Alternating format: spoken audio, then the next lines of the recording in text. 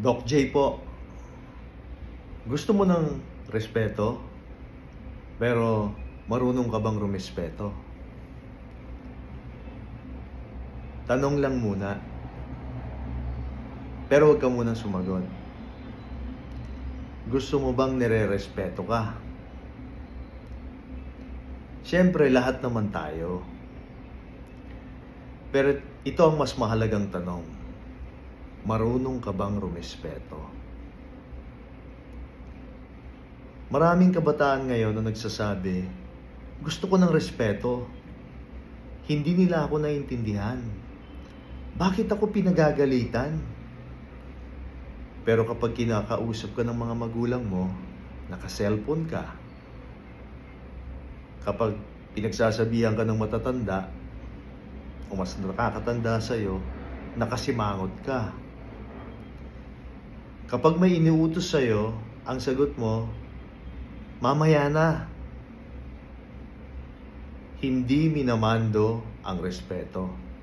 Hindi ito hinihingi. Ang respeto, iniipon yan.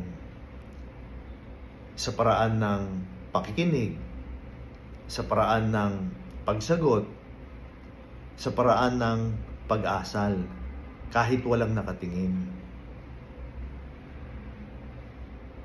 Tanong ulit, paano ka rerespetuhin kung ikaw mismo ay bastos sa kanila? Paano ka siseryosohin kung hindi ka marunong makinig? Paano ka igagalang kung sarili mong obligasyon ay tinatakbuhan mo? Respeto is not about age. Respeto is about attitude. Kahit bata ka pa, pwede kang igalang. Pero kahit matanda ka na, pwede kang mawalan ng respeto dahil sa asal mo. Hindi lahat ng payo ay pang-control. Hindi lahat ng saway ay pang-down. Minsan, iyon ang paraan ng pagmamahal na hindi marunong magpaliwanag. Kaya kung gusto mo ng respeto, magsimula ka sa pakikinig. Magsimula ka sa maayos na pagsagot.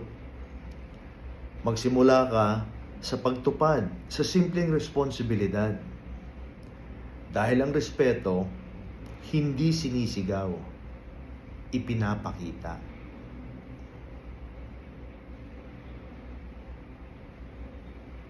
Tandaan mo ito. Bago mo itanong kung bakit hindi ka nire-respeto, tanungin mo muna ang sarili mo. Marunong ba akong rumespeto? Ako si Doc J.